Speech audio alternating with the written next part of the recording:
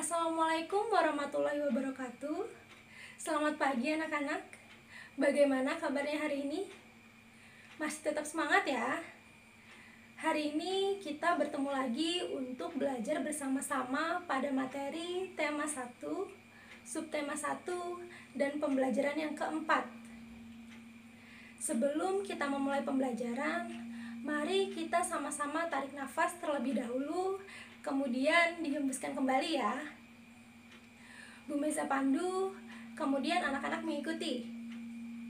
Kita mulai. Tarik nafas, hembuskan.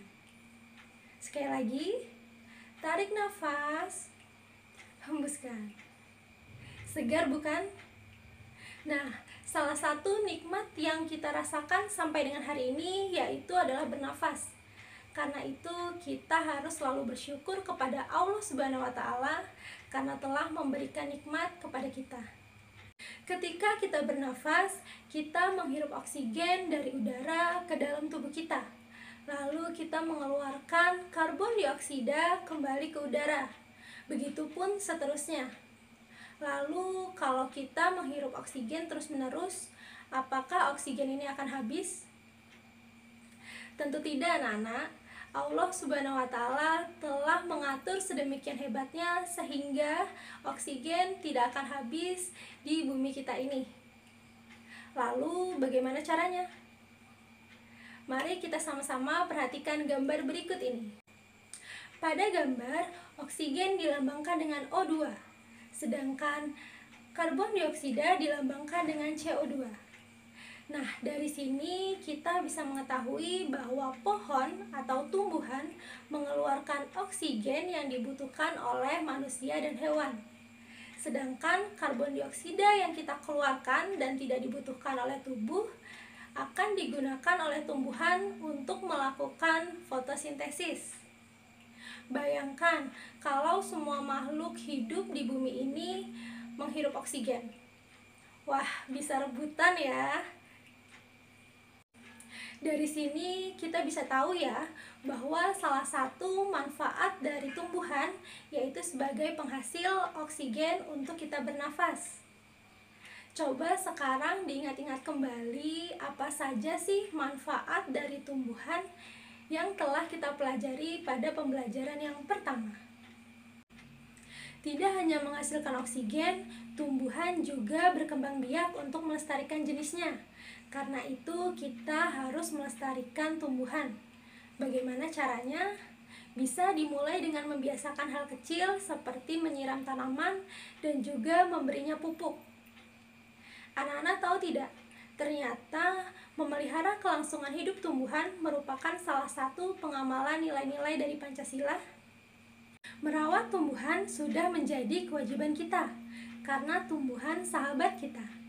Karena itu, kita harus bekerja sama untuk merawat tumbuhan.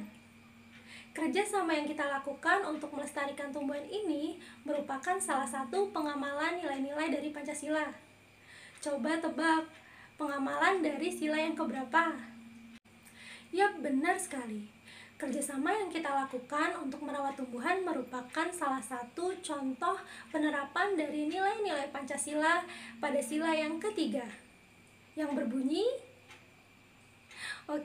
yang berbunyi Persatuan Indonesia.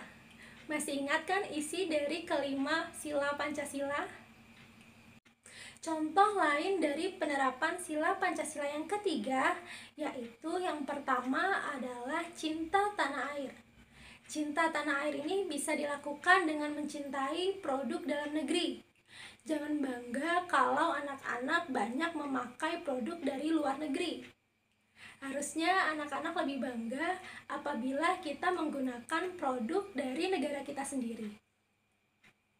Contoh yang kedua yaitu berteman tanpa membeda-bedakan, baik dari suku bangsa, ras, agama, maupun status sosialnya. Nah, kalau anak-anak sudah bisa berteman tanpa membeda-bedakan, anak-anak sudah bisa mengamalkan dari sila Pancasila yang ketiga. Selain itu juga bisa menciptakan kerukunan antar teman. Sekarang, anak-anak coba tuliskan pada buku tulisnya 5 contoh dari pengamalan nilai-nilai Pancasila sila yang ketiga. Tentunya selain contoh yang sudah Ibu sebutkan ya. Mudah bukan memberikan contoh lainnya? Kali ini kita akan kembali pada topik yang pertama, yaitu tumbuhan. Nah, seperti yang anak-anak sudah pelajari pada pembelajaran yang pertama, pada teks bagaimana jagung berkembang biak, anak-anak sudah mencoba mencari ide pokok dan juga informasi penting dari setiap paragrafnya. Kali ini di pembelajaran yang keempat, kita akan belajar bersama-sama untuk mencari kesimpulan dari setiap paragrafnya. Cara membuat kesimpulan yang pertama adalah membaca secara intensif keseluruhan bacaan. Yang kedua, menentukan ide pokoknya. Barulah yang ketiga, kita bisa menyimpulkan isi bacaan berdasarkan ide pokok.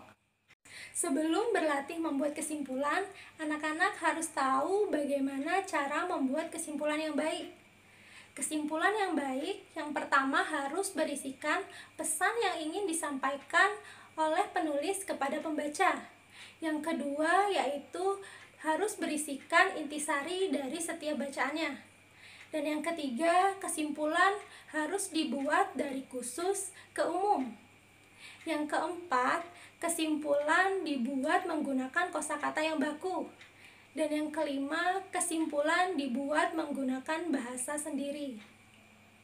Mari kita perhatikan contoh berikut ini. Pada paragraf 1, kita mendapatkan ide pokok yaitu jagung merupakan salah satu makanan pokok masyarakat Indonesia.